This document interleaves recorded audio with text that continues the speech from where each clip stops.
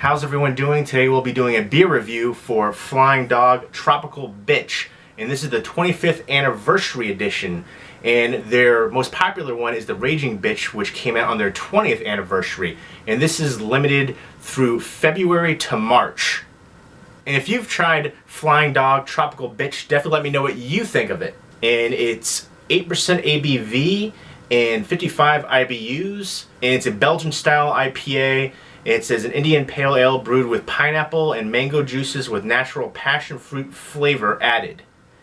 And it's got the artwork right there of Ralph Steadman. He usually does all their artwork, and he does that Gonzo artwork when he worked with Hunter S. Thompson as well.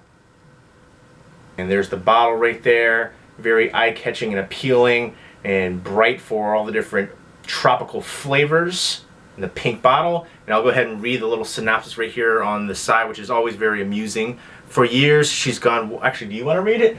Sure. You go ahead and read it. There you go. I can read it. Or Yeah. For years she's gone walking. When she passes, she lures you in. And time after glorious time, she never disappoints. Tall and tan and young and lovely, you smile.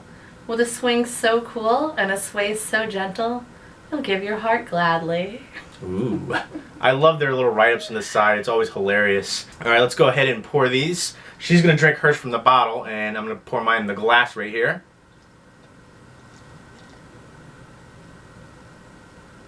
Pours a golden amber with a about 2-finger off-white head right there. A little bit of lacing on the side. Some good carbonation. Alright, let's go ahead and smell it first off.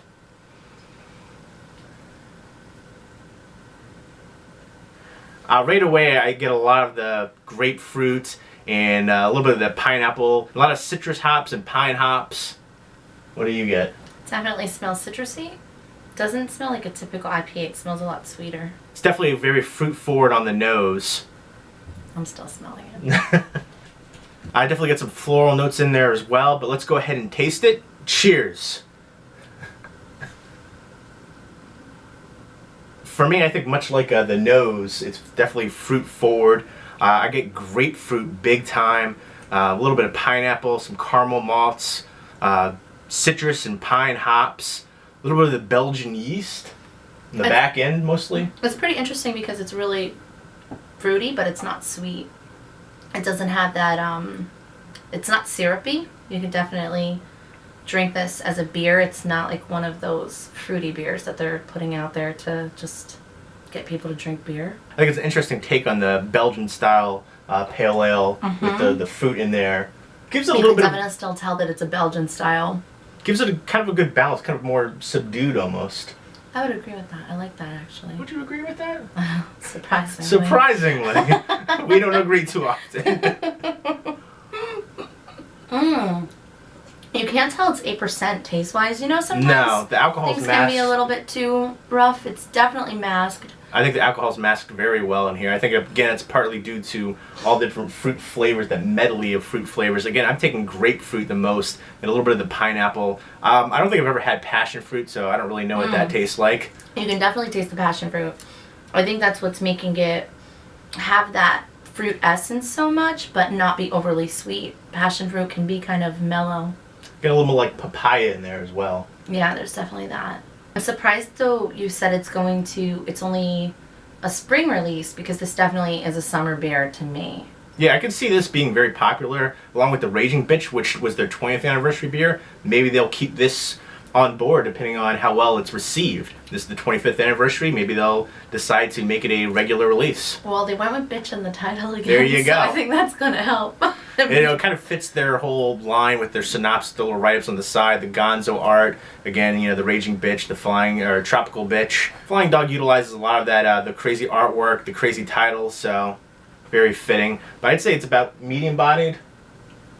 I don't know, honey. Alright.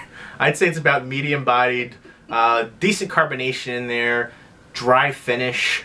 I think the flavor definitely lingers as well, though. I think the flavor is long-lasting. It's a good IPA. I think it's pretty, I guess I'd say a good everyday IPA. Like, you could drink this, it's not offensive. I think most IPA drinkers would like it. I could see this being very popular. Again, I think just the complexity of it with the fruits, and you get a little bit of caramel malts in there, and it's not your typical IPA, or even it's a good take on the Belgian style as well, with the mixture in there of all the tropical fruit flavors. I definitely think it's a good take on the Belgian style, for sure. You recently had the Raging Bitch. Yeah. Which did you prefer? I think I like this one better because I like the different essences of the fruit, but I like that it's not too sweet. Raging Bitch is just a great IPA, but I wouldn't feel that it's like heavy on any specific fruits.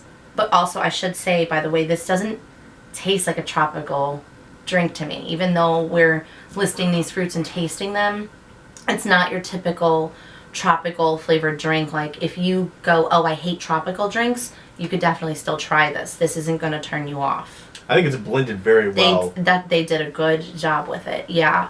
Because there are some things, for example, mango, I know that flavor, I dislike it greatly, and this isn't turning me off at all.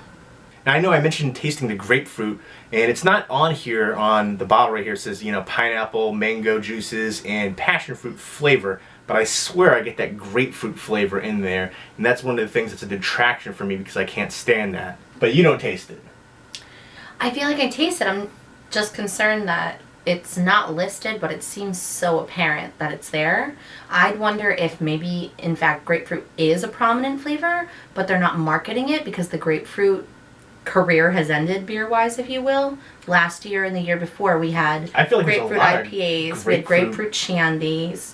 So that was last summer. Now we need something this summer. We've got tropical IPA, granted it's a spring release, and Sierra Nevada is doing a tropical IPA as well. So I think maybe this summer they're going to call it tropical instead of grapefruit to try to make it sound new, when in reality I think it's still probably going heavy on grapefruit. I mean, I'm definitely taking that out of there. It's like on the nose and definitely on the palate as well. It's like one of the first things that I was really getting away from that. I prefer this one because of that fruit side to it, and the other one is just kind of just a good IPA. So overall, I say it has good complexity, a great balance. What would you rate the Flying Dog Tropical Bitch right here out of 10? Oh, I know. I was wondering if you're going to answer first. I'd go high on this one. For me, I'd probably go 8.5. 8.5 out of 10? For me, I think I would go about an 8 out of 10. I'm not a big fan of the grapefruit flavor, and that's one of the things that comes out it's the fruit forward for sure, but that's one of the things that comes out the most, and I just don't like that. It's not overly so, but I can kind of pick up on it a little bit more, just because I'm gonna love any of those kind of citrusy flavors, and I'm definitely getting citrus out of it. So that is a little bit more of a preference on my end. I'm biased. But that said, like I said, it's very well balanced, a great complexity of the flavors in there, and I think it is a very good take on the Belgian-Style IPA right there, and something kind of unique that I haven't really tasted before, with all the different tropical fruit flavors, and the floral notes are in there too. So I do appreciate that. I think this is something that could be very popular year-round, and I think it could be something that if it's well received, that maybe they'll put it out for a year-round release. I like it. I think it should be popular. All right.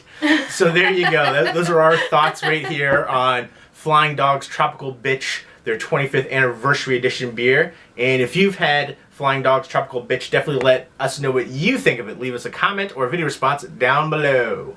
Hope everyone's doing well. Take care.